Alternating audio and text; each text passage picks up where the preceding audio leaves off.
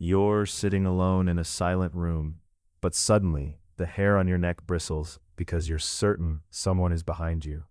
Your brain is actually trapped in an evolutionary glitch called the hyperactive gaze detection system. We are going to map exactly how your amygdala creates a phantom watcher just to justify your own physiological dread. Let's start with the feeling itself, that prickle on your neck, the sudden urge to spin around. It feels like a sixth sense, like you can literally feel eyes on your skin. But here's the truth, you can't. There is no beam of attention hitting your back. What you're feeling is happening entirely inside your own skull. And scientists actually tested this. Over 100 years ago, a researcher named Titchener had students report whether they could feel someone staring at them from behind. The result? People were no better than random guessing. There is no magic detector in your spine. So, if it isn't a superpower, why does the feeling exist at all? The answer starts with your eyes, specifically the whites of your eyes.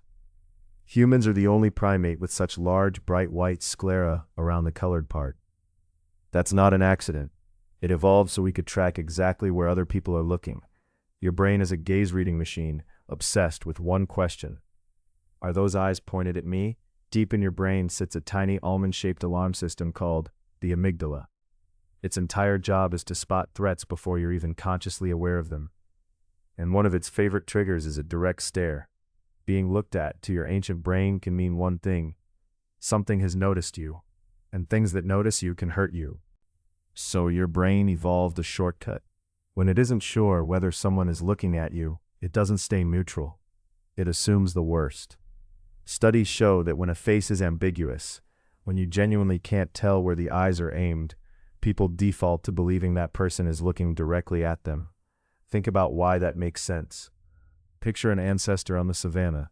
If they assume a predator is watching, and they're wrong, they lose nothing but a little energy from turning around. But if they assume nothing is watching and they're wrong, they're lunch. The cost of those two mistakes is not equal. So evolution wired you to overdetect. Better 1,000 false alarms than one fatal miss. This is part of something psychologists call a hyperactive agency detection device.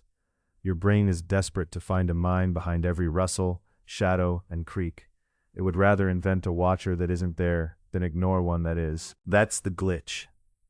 It kept your ancestors alive, but it also fills empty rooms with imaginary company. Now let's add the second ingredient, your peripheral vision. The edges of your sight are terrible at detail, but brilliant at catching movement. So a coat on a chair, a flicker of shadow, a slight shift in the corner of your eye. Your peripheral vision registers something moved, but can't tell you what.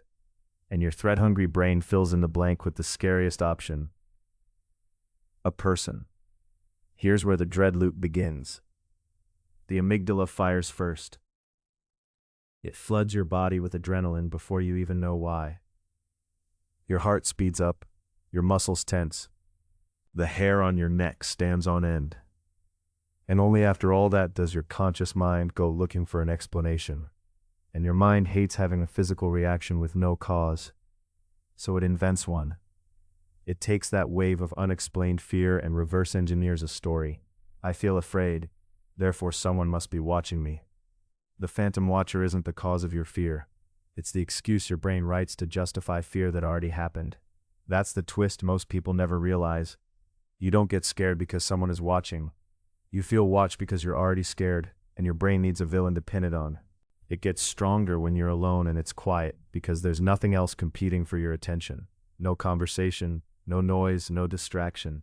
So your threat system turns its sensitivity all the way up, scanning an empty room like a smoke detector in a house with no fire. And it explains so much. Why you feel watched in a dark hallway. Why horror movies put the camera behind the character.